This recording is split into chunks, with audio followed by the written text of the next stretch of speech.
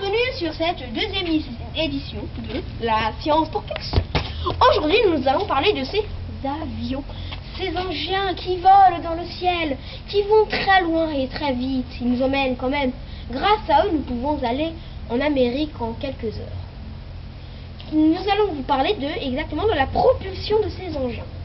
Comment sont-ils propulsés? Telle est la question. Et exactement, nous n'allons pas vous montrer un vrai avion, car un vrai avion coûte très cher. Nous allons vous montrer un modèle réduit. Pas trop réduit, car il a ça d'envergure et ça de longueur. Je vais le chercher.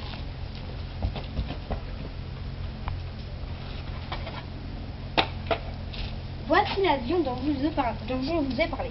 Il a quelques scratchs, mais bon, ça ne se compte pas. Comme vous pouvez le voir, il a deux hélices grâce auxquelles il est propulsé. Là, il est à la cabine où se met la batterie électrique. Et là, cette petite queue, si on peut dire, c'est là où il récupère les messages de la télécommande. Je vais vous montrer. Pour être propulsé, les deux hélices travaillent en même temps. Bien sûr, il y a différentes vitesses. Comme là, une petite vitesse. Il va lentement. Un peu plus rapide et très rapide. On entend la différence du bruit de ce moteur.